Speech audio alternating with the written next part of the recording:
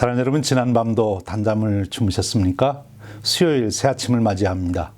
오늘 또 새벽 예배로 주님과 함께 새날을 시작하시는 여러분 모두에 주님께서 동행하시는 평안과 기쁨이 가득하시기를 바랍니다. 오늘 함께 나눌 은혜의 말씀은 사도행전 9장의 말씀입니다. 3절에서 17절 말씀을 우리 함께 봉독합니다. 사울이 길을 가다가 담에색 가까이에 이르더니 호련히 하늘로부터 빛이 그를 둘러 비추는지라. 땅이 엎드려져 들음에 소리가 있어 이르시되 사울아 사울아 네가 어찌하여 나를 박해하느냐 하시거늘 대답하되 주여 누구시니까 이르시되 나는 내가 박해하는 예수라. 너는 일어나 시내로 들어가라. 내가 행할 것을 내게 이를 자가 있느니라 하시니 같이 가던 사람들은 소리만 듣고 아무도 보지 못하여 말을 못하고 서 있더라. 사울이 땅에서 일어나 눈은 떴으나 아무것도 보지 못하고 사람의 손에 끌려 담에석으로 들어가서 사흘 동안 보지 못하고 먹지도 마시지도 아니하니라. 그때의 담에석에 아나니아라 하는 제자가 있더니 주께서 환상 중에 불러 이르시되 아나니아야 하시거늘 대답하되 주여 내가 여기 있나이다 하니 주께서 이르시되 일어나 집 가라 하는 거리로 가서 유다의 집에서 다소 사람 사울이라 하는 사람을 찾으라. 그가 기도하는 중이니라. 그가 아나니아라 하는 사람이 들어와서 자기에게 안수하여 다시 보게 하는 것을 보았느니라 하시거늘 아나니아가 대답하되 주여 이 사람에 대하여 내가 여러 사람에게 듣사온즉 그가 예루살렘에서 주의 성도에게 적지 않은 해를 끼쳤다 하더니 여기서도 주의 이름을 부르는 모든 사람을 결박할 고난을 대제사장들에게서 받았나이다 하거늘 주께서 이르시되 가라.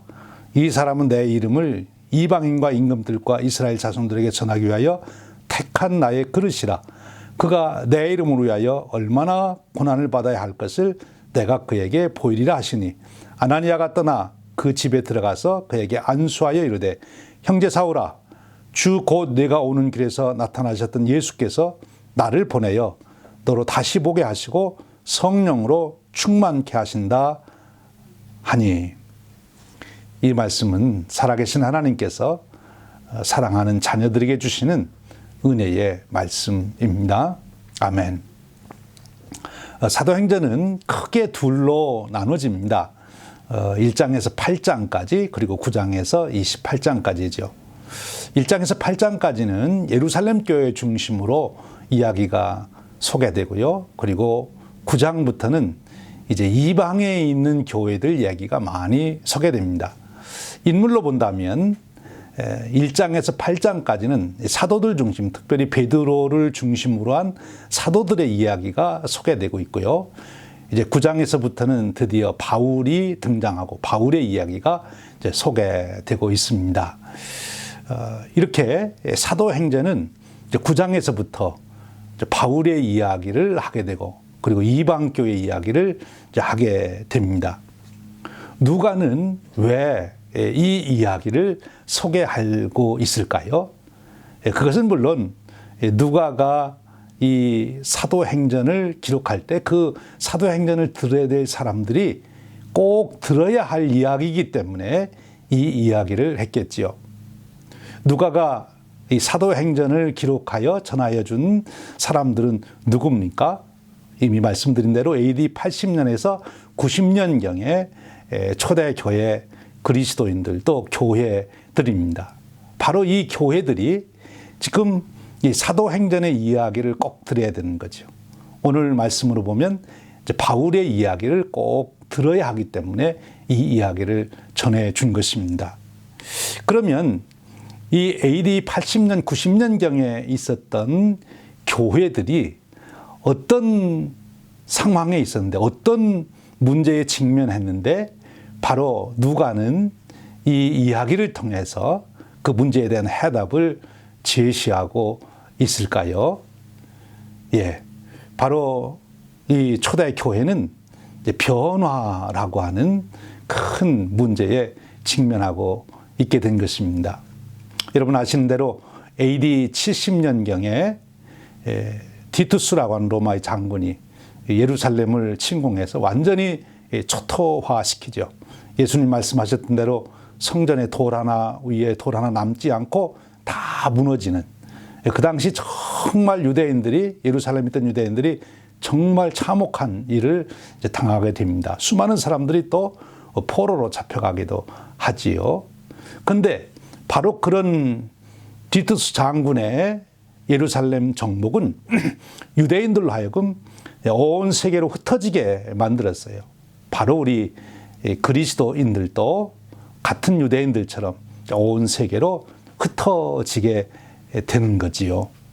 근데 그렇게 온 세계로 흩어질 때 특별히 당시 우리 예루살렘에 있던 그리스도인들은 비교적 피해를 덜 받았다고 합니다.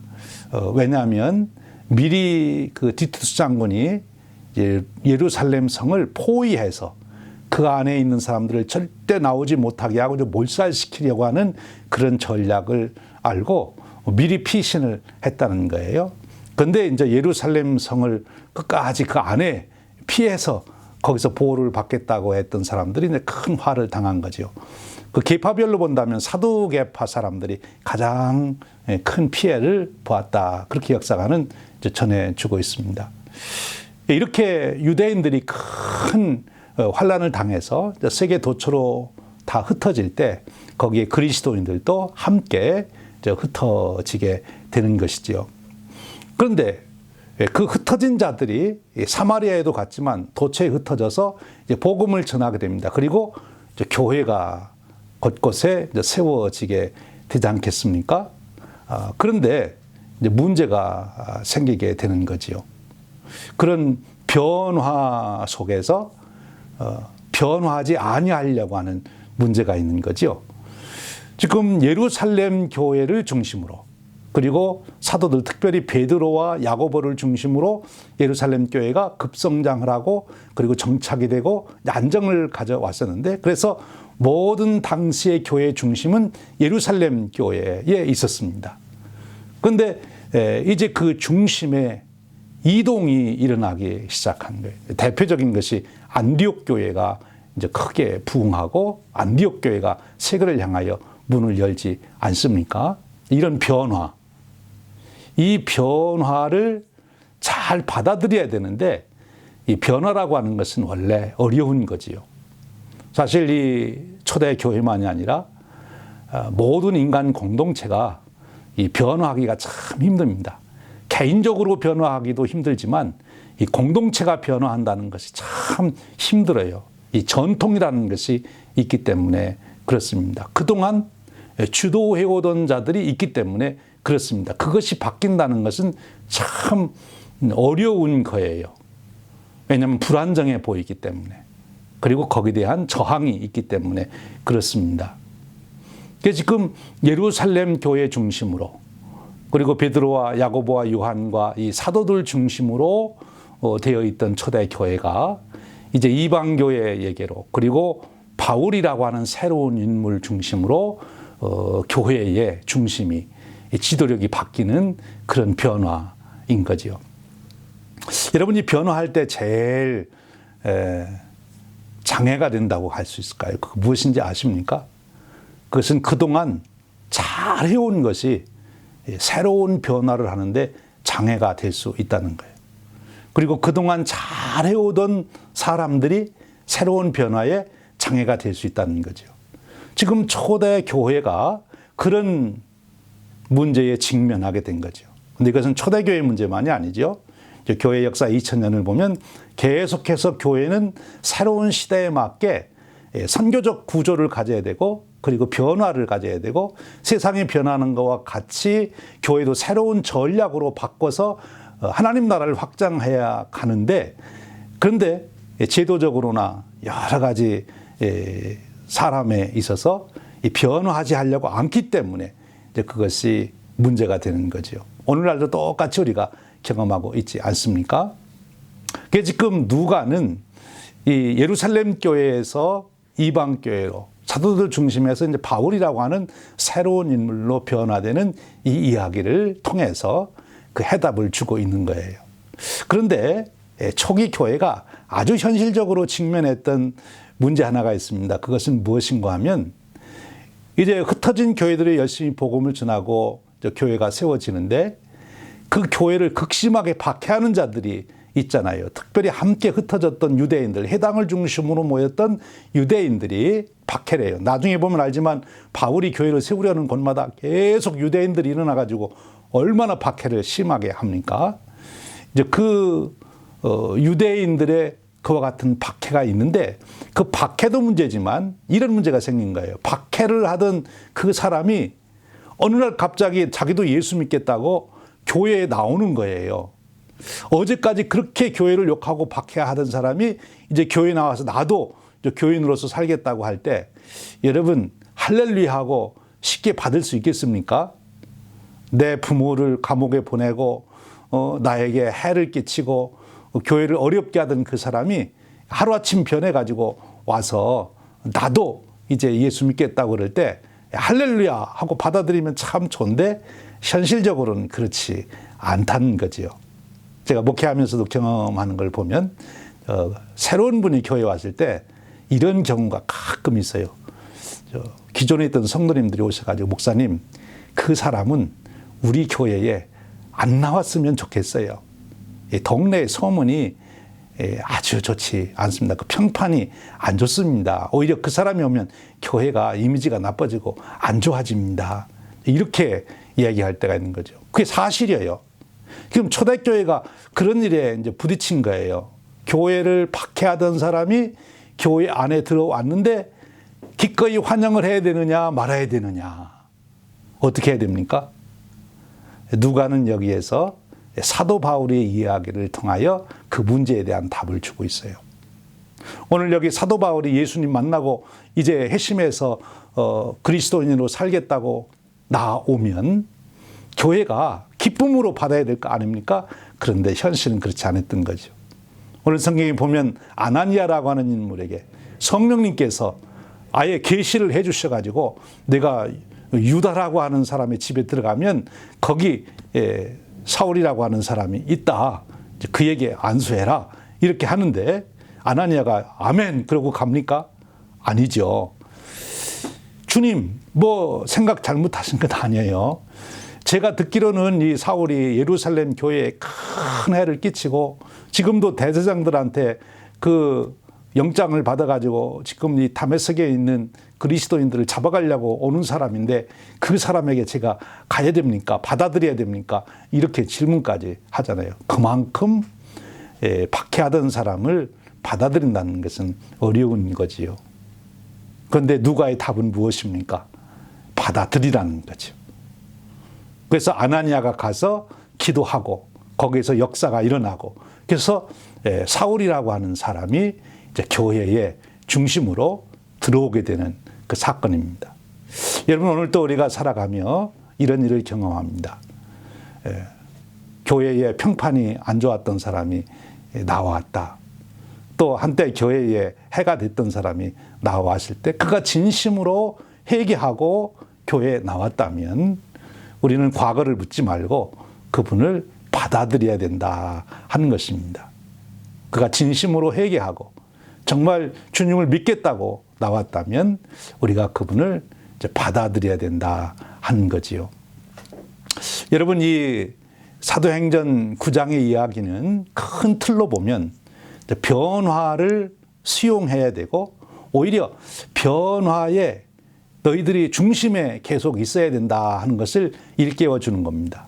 지금 성령님은 세계를 향하여 복음을 증거하려고 하시잖아요. 이미 예수님이 땅 끝까지 가라고 하셨고 그러면 이제 그런 패러다임을 갖고 이 선교적 마인드를 가지고 이 예루살렘 교회가 또 사도들과 예루살렘의 교회 지도자들이 그렇게 나가야 되는데 그들이 자꾸만 예루살렘에 머물러 있고 유대인들 틀 안에 머물러 있고 그렇게 있으니까 성령님께서 지금 그 장벽을 뛰어넘도록 하기 위해서 결국 인물을 바꾸는 거예요.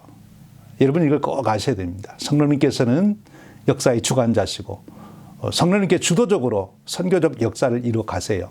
그런데 성령님의 비전에 따라서 내가 함께 순종하여 나아가지 않으면 성령님은 바꾸시는 거죠. 성령님이 하시려고 하는 일을 중단할 수는 없는 거 아니겠습니까? 그러니까 성령님이 예루살렘 교회를 쓰려고 하셨지만 예루살렘 교회가 성령님을 못 따라가면 성령님은 안디옥 교회에 가서 역사하시게 되는 것이고 사도들 중심으로 역사를 이루시다가 그 다음 지경을 넓히셔서 세계 땅 끝까지 가려고 하는데 사도들이 성령님을 못 따라가면 성령님은 바울로 인물을 바꾸시는 거예요. 이제 우리 스스로 교훈을 받습니다. 우리 특별히 시카고 한인연합 감로교회 우리들이 교훈을 받아요. 지난 100여 년 동안 하나님께서 우리 교회를 쓰셨는데 앞으로 새 시대를 열어가며 계속 우리가 쓰임을 받기를 소원한다면 우리가 변하는 세대에 성령님의 인도하심을 받을 수 있도록 우리 마음을 변화에 열어놓아야 된다 하는 것입니다. 변화에 열어놓아야 된다. 하나님이 이 시대에 어떤 변화를 요구하시는가. 그리고요 이런 변화에 꼭 필요한 분이 아나니아와 같은 분이에요. 즉 새로운 인물들을 받아들이는 마음의 자세. 새로운 시대의 변화에도 마음이 열려야 되지만 새로운 인물에 대한 변화가 일어나야 돼요. 역사가 오래될수록 전통이 생기고 전통이 깊어질수록 배타성이 많아집니다. 우리 교회가 이런 면에서 새로워져서 변화에 열려 있고 새로운 인물에 마음을 열어주는 그리고 그를 교회의 지도력 앞에 세우는 그런 변화된 모습. 이것이 오늘 성령님과 동행하는 교회의 모습이 되어야 되고 우리 자신들이 되어야 합니다. 그리고 우리 스스로가 더 적극적으로는 그 성령님의 이끄심에 순종해서 끊임없이 변화하려고 하는 그 마음을 가져야 하는 것입니다. 사랑하는 여러분, 우리 교회가 저와 여러분이 바로 이런 성령님이 이루어가시는 역사에 민감하게 반응하며 따라갈 수 있는 그런 축복이 함께 하시기를 축원드립니다. 우리 기도하겠습니다. 하나님 아버지 감사합니다. 오늘 또 새날을 여는 시간 저희들에게 말씀을 통하여 이 시대에 우리가 어떻게 마음을 갖고 또 우리 교회가 어떠한 마음과 비전을 가져야 되는지 사도행전 9장의 말씀을 통하여 일깨워 주시니 감사합니다. 변화에 열려있는 교회 되게 하시고 성령님 이루시는 새로운 역사에 우리가 순종하여 따라가는 교회가 되도록 축복하셔서 성령님이 이루시는 선교적 역사에 우리 교회가 늘 중심에서 쓰임받게 하시고 우리 개인들이 쓰임받게 하시고 주님께서 세우시고자 하는 일꾼들을 끊임없이 우리가 받아들이고 세우는 교회가 되어 하나님의 영광을 드러내는 교회, 하나님의 꿈을 이루는 교회가 되도록 축복하여 주시옵소서. 우리 주님 예수 그리스도의 이름으로 기도하옵나이다. 아멘. 여러분 있는 자리에서 또 교회를 위해서 꼭 기도해 주시고요. 우리 100주년을 위해서 꼭 기도해 주시기를 바랍니다. 오늘도 주님과 동행하며 승리하십시오.